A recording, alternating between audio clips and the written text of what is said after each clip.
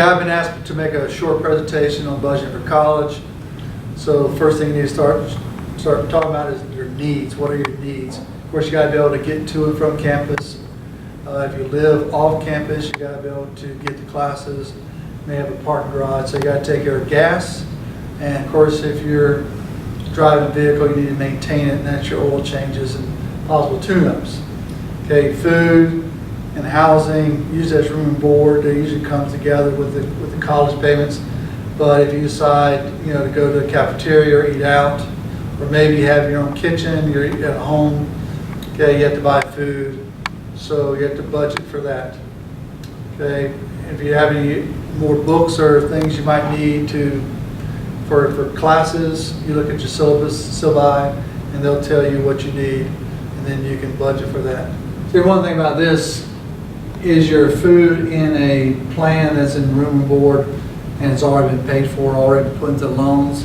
You're not going to budget for that because you've already got it paid for, or you'll be paying loans on it. Okay, do you have any wants? Do you want to go out partying?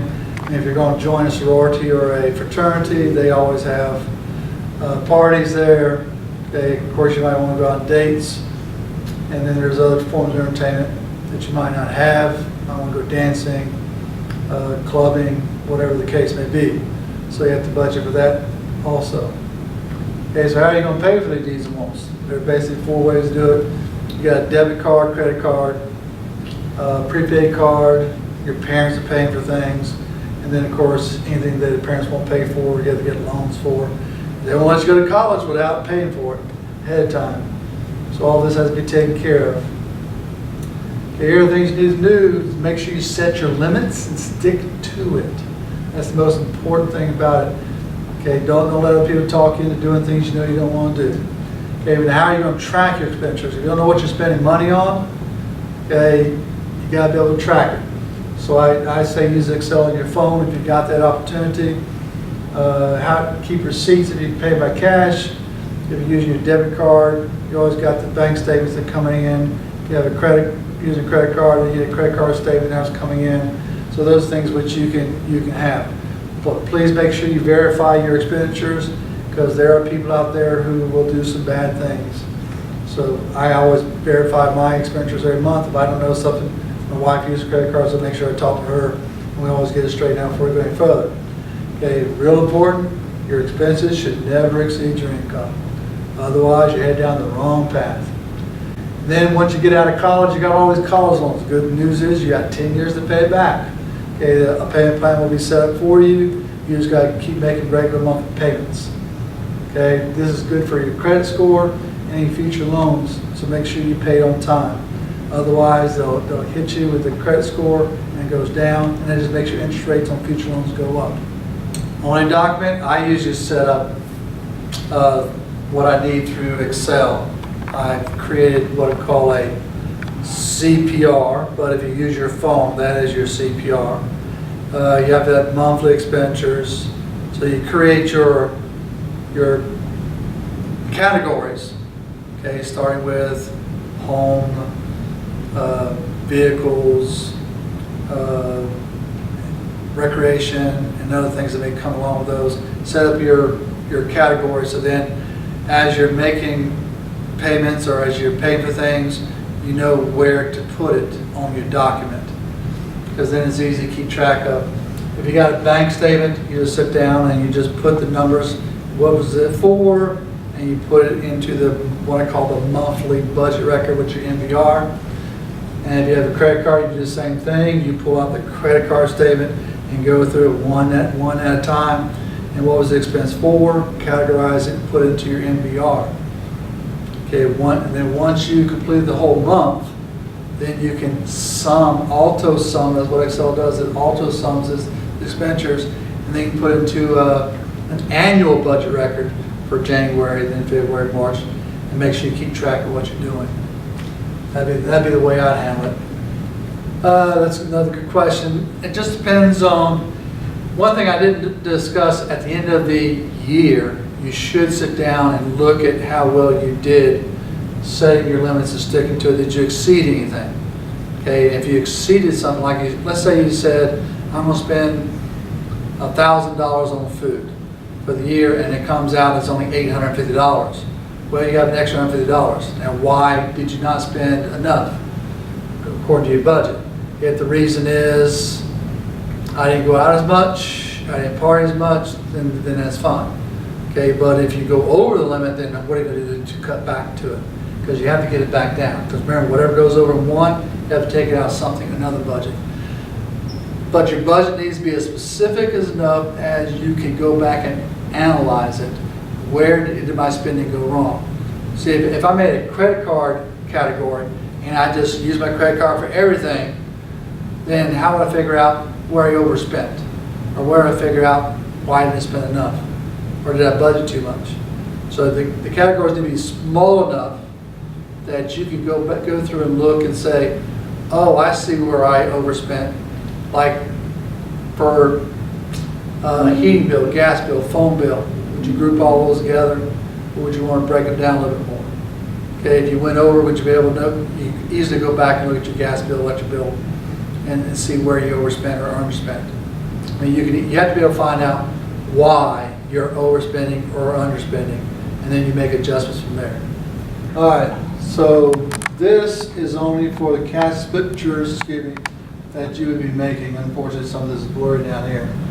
But if it was something for y'all, like you bought gas, you would type into it, oh, I spent $20 on gas. Okay, and then maybe a couple of weeks later, you might have more. You might say, oh, I spent $25. So everything on this line goes toward that category. So you find your category, like if you, usually when you're a college student, your medical is free because it's included in your fees. So there's an on-campus, I wouldn't say hospital, but on-campus place you can go. If you're off campus, you got to pay utilities. Your utility bill comes in. Let's say it's $114. Put it there. I'm having a hard time reading this. This is groceries down here, eating out. So whatever category it fits, that's where you put the number. And you keep going out to the right as far as you need to.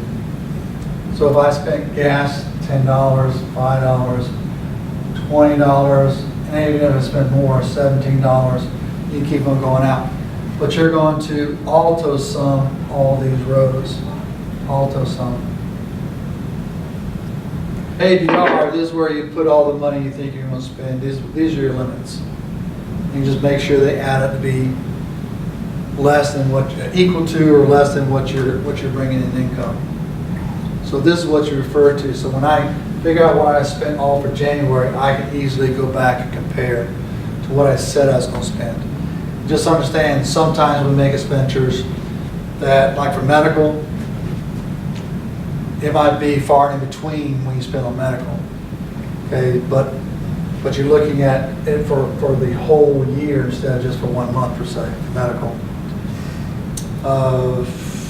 Then you have what's called fixed expense, like your rent might be $200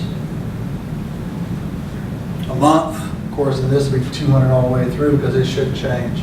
It's your variable expenses like for auto, groceries, things of the nature that you really got to keep an eye on. And here's your goals. I always put goals and savings at the top. This is your emergency fund. These are the things you don't have that maybe you want to get in the future. But I would build this up. I wouldn't necessarily worry about goals right now because your goal should be get out of college and get a job. Okay, so but emergency fund is always good. And retirement, you should wait till you're like 25 years of age before you start saving for that, even if it's a small amount. This is what my budget record looks like when I do it at home. And that's more or less got to be a personal preference. I mean, how close are you to college? Where are you going to do most of your eating at? You just sort of got to sit down and figure out how much money I got. And there's a lot of data out there about percentages, how much my budget should go toward eating, and they say like 15%. But if your income's only $2,000, that's not going to go very far. Okay, so you have to know how much money you got to spend, and you got to just sort of break it down to your needs first, and then once you get your needs out of the way, Then if you got any money left over, you go to wants. I mean, there is no specific way to do it. You just can't exceed your income. As much as possible would be the idea. I'd say you could always start with something low, like 10%, and then if you find out, hey, I got some extra money over, you can go to 15%. I mean, you can always adjust it that way. I would just not go lower than 10% to start off with. I mean, you're going to need some extra money for savings. I mean, it's like I tell my kids, when should you start saving for retirement? That's not this, okay? That's like 25 years of age, but you need an emergency fund. Okay, you're not going to expect to have a wreck. You're not going to expect to have tickets for getting pulled over speeding. Just water main break, things happen, and you got to pay for it. So that's why you should save as much money as you can, especially for an emergency fund. College? 10 years, I think it's on one of the other slides, but you got 10 years to pay them off that. And then they like I said, they'll set you up a plan for it. You have like, I can't remember, it's 6 months after you graduate that you have to start paying it back. But there's a time limit after you graduate college. I think they give you about 6 months. And then you have to start making payments. Well, you should, if you have a credit card, pay it off every single month. And if that's what you're going to do, you should get a no annual fee credit card. Because if you pay off an entire credit card bill, there's no interest or finance charges added to your account. So I mean, you can use, or I can use a credit card as long as I pay the bill off every month. I'll never have to pay extra in finance charges. So in that case, no annual fee, high interest rate, but the high interest rate won't matter because you won't have any finance charges. If you're going to carry a balance, then you might want to look at cards that have a fee, $25, $50 a year, then their interest rates go down. But strongly suggest you never start going down that path. And another reason for a credit card is you get to build up your credit score, and then of course in the future that helps you with lower interest rates when you want to buy a house or cars or bigger purchases. A credit score is just an evaluation tool of how mature, how responsible you are with paying back your debts. And the higher the score, the better off you're going to be. Anything above 700 is okay. 800 is really good. But if you get below 700, you have to find ways to build that credit score up. Unfortunately, the biggest percentage of building credit score up comes from what they call longevity. That means over the years, you're using a credit card, you're paying back every month, you're taking care of your debts in an appropriate manner, but that takes years. If you want it fast, there's no really fast way to build a credit score. Because most people start in the 600s anyway when you start. When you turn 18, get a credit card. Once again, no annual fee would be the one you want to do. Buy something. Okay, just make sure you pay it back when you get the bill paid off in full. And that'll automatically start building up a credit score. If you have a phone and and it's on your parents, okay, get them to put you on the bill with them. Because then you're getting some kind of credit for making payments on the bills. So anything you get your name attached to a bill, because you have 3 major credit companies. I don't remember all of them. Experian is one of them. They keep track of things like if you're late on payments. The company will send in a note saying they missed a payment, and then they start keeping track of that stuff, and it hurts or helps your scores. I would never buy anything on a credit card that I couldn't pay off in a month. You might consider taking out a low interest loan if they'll allow you to that. It's just not a good thing.